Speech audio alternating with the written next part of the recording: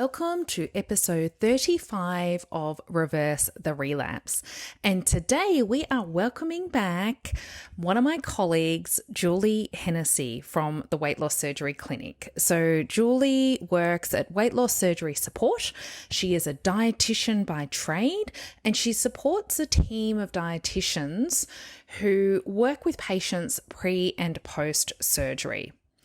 Today, we are busting some weight loss surgery myths that could be contributing to your weight gain or stall after surgery. You're in the right place if you're ready to stop the sabotage and weight regain post weight loss surgery and start losing again. Hi, I'm Georgie Beams. I'm a psychologist who works in the area of emotional eating, sabotage, and weight regain for weight loss surgery patients.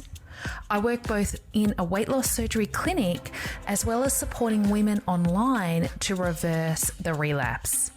I honestly believe that psychology should be a mandatory part of everyone's weight loss surgery journey. Your body has had an upgrade to version 2.0 after surgery, but your mind has been operating at version 1.0. You're here to update your mind to match your body and get back on your weight loss path, and I'm here to help you.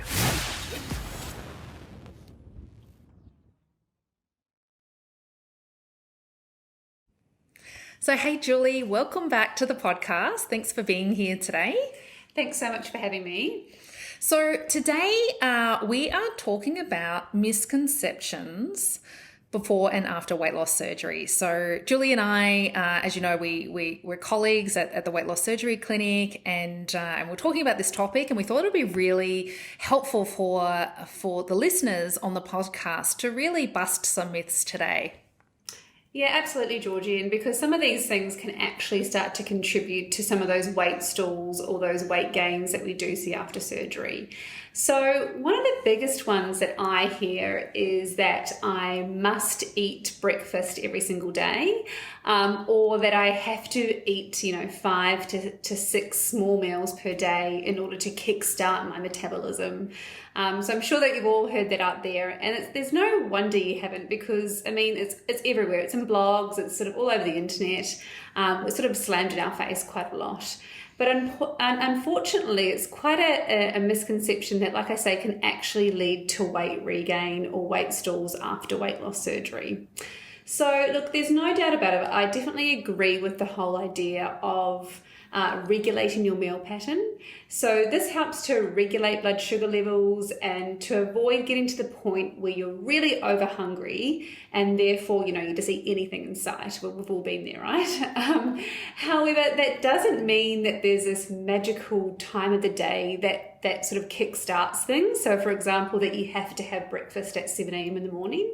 Or that you require a set number of meals per day in order to keep things going and keep things, regulated in terms of your metabolism.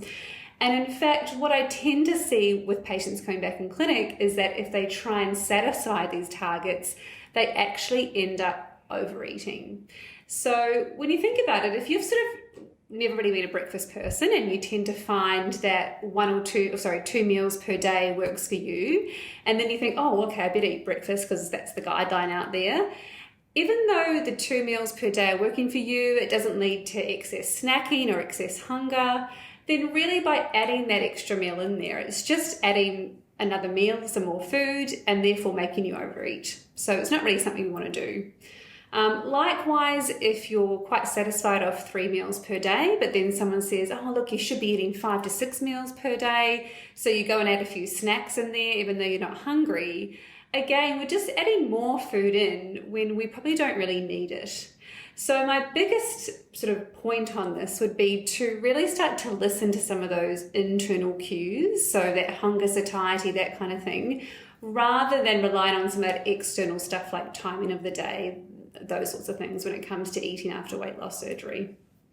Yeah, I think that's great because, I get a lot of clients that are either sort of got their structured 3 meals a day, they've got their 6 snacks, or they they're just not a breakfast person, and then they're just not sure sort of what that configuration looks like after surgery. So I think that's really helpful. All right, Julie, next myth. What else have we got there? Oh, I've got plenty, but we'll keep them short for today. So the next one would be that my surgery is going to control both how much I eat and also the types of foods that I'm going to eat. And wouldn't it be great if it did that? Wouldn't it make our lives so much easier? Well, then you wouldn't need me either. Wouldn't need me. But look, I can see where this all comes from, because when we're fresh out of surgery, you're probably thinking to yourself, this is great. I actually can't physically overeat, because when you do actually do that, most of the time in those early phases after surgery, you're really, really uncomfortable, so you know about it. Or you might even bring the food back up again if you had that one mouthful too much. And that's because we have this excessive control over our appetite and portion sizes from the surgery itself right at the beginning. But our bodies are really, really good at adapting, and as time goes on, you can definitely manage bigger portion sizes. And you can definitely manage different types of foods as well. So we definitely don't want to rely on that. I think it's really important to start to establish some of these eating behaviors in the early days, when we have this kind of kickstart that are going to help us longer term. So really, one big thing around portion sizes is eating to the point where you feel comfortable, rather than sort of continually pushing it each meal that we have. Because yes, to begin with, you may be only on 1/4 cup, and if you push it a little bit, you're still going to lose weight. But then eventually we get to sort of a cup of food or more. And then if we keep pushing it beyond there, that's what's going to start to contribute to some of our weight gain. So some really sort of useful tips that we do here is that we just keep in regular check with ourselves. So, using smaller plates and bowls are a really good way to help us out here. Doing regular sort of check-ins with yourself, so just sort of maybe measuring your portion size against maybe what it should be for that time point post-surgery is quite good as well. So that all helps us with sort of the portion size thing. And like I say, learning to know where your hunger and satiety is and how to eat to that. So we do a lot of that kind of stuff in clinic. And in terms of food choices, so often I hear people say, oh, well, I could get the chocolate or the chips down. So, my sleeve's letting me, so it must be okay. It's sort of sitting fine. And we all know that's kind of going to take us away from our goals of weight management and better health in the future. So remember, our sleeve or our bypass isn't going to stop us from eating those foods. We really need to have a look at, okay, what's leading us to those food choices? Is it environmental? Do we need to do a bit of an environmental audit of what's coming in the house? Or obviously are these other sort of behavioural things that are going on, which obviously Georgie talks a lot about with emotional or comfort eating, that kind of thing. Yeah, absolutely. And I hear that one a lot with patients pre-surgery. So there is this misconception that the surgery is just going to fix everything. And so all they need to do is just get to surgery day, and then it's all going to be, the surgery is going to give them full control for the rest of their life. Absolutely. And like we said, it'd be great if that was the case, but unfortunately it's not. And that's why we're sharing these things with you today, is that, good on you, you're listening to this podcast and you want to get the best out of your surgery, and this is sort of what's going to help you along that way. Yeah, absolutely. And I think just really hooking in with your full team as well is just so important, your dietitian, your surgeon, your psychologist as well, just to continue working on and addressing those core reasons and those underlying reasons as to why you needed surgery in the first place, because they don't go away. And you press pause in the honeymoon period, but if they're not addressed, they will come back and sneak back in and sabotage your success, which is not what you want or what anyone wants. Absolutely. Yeah, absolutely. We see that time and time again as well. So another interesting one actually that you brought up to me the other day, Georgie, was that you hear that often people think there's a bit of a difference between what they can kind of, in a way, get away with in terms of eating with a sleeve versus a bypass. Yeah, I've been hearing this actually a lot in the clinic, pre-surgery, obviously, and it's really determining choices in terms of the type of surgery that patients are opting for.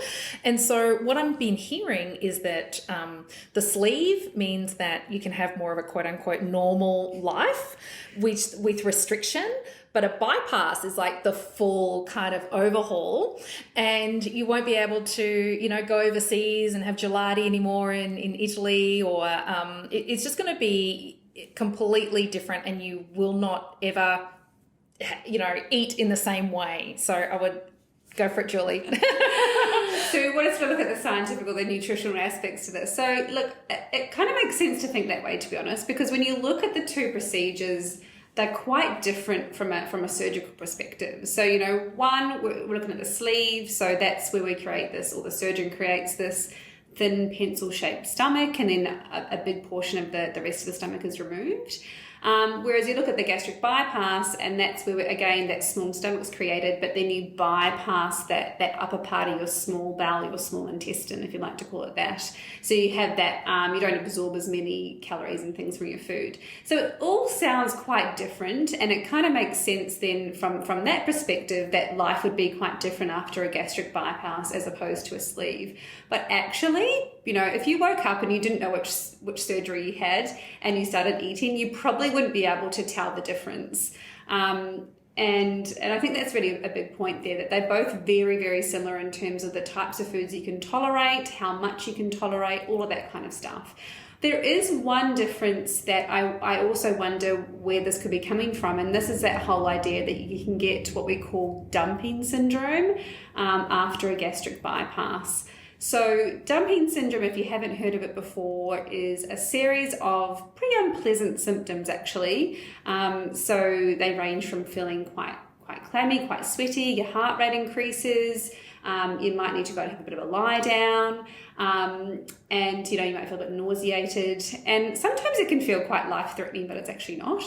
And these sort of symptoms can come about if we have foods that are really high in sugar or really high in fat. So obviously a way that we avoid that is to not eat those foods. So again, that sort of sounds like, okay, great, the bypass is really going to restrict me from eating those foods. However, I do find that dumping syndrome isn't something that happens all the time, like really frequently, and everyone's sensitivity to dumping is quite different. And it's not really something that I would say stops a lot of people from eating these foods longer term, because often longer term we can actually build up our tolerance to these foods again. Also, sometimes we tend to see this kind of this syndrome in sleeve patients. I'm not too 100% sure why that is, but we do. So you can see here actually the eating patterns are very similar for both types of surgery. And again, it sort of just comes down to managing all of these things from a behavioural, environmental sort of perspective. So if anyone is listening pre-surgery and they're contemplating which one to get, how would you guide them? What advice would you have? Well, what I would say is you definitely don't want to go on what's my lifestyle going to be like after surgery in terms of, can I have, like you said, the gelati on holiday or not? Because that's not something that's really going to factor into it. I think you really need to have an in-depth discussion with your surgeon about, what their recommendations are from a medical perspective, because there's a few things that would dictate one surgery over the other. And then, from there, it's sort of, I guess it's choosing from there. But definitely in terms of the behavioural stuff, in terms of what your life's going to look like from a food perspective, they're pretty much going to look the same. Good, very helpful advice, because we are all about busting those myths and just giving patients the truth and the real talk around life after surgery in all aspects.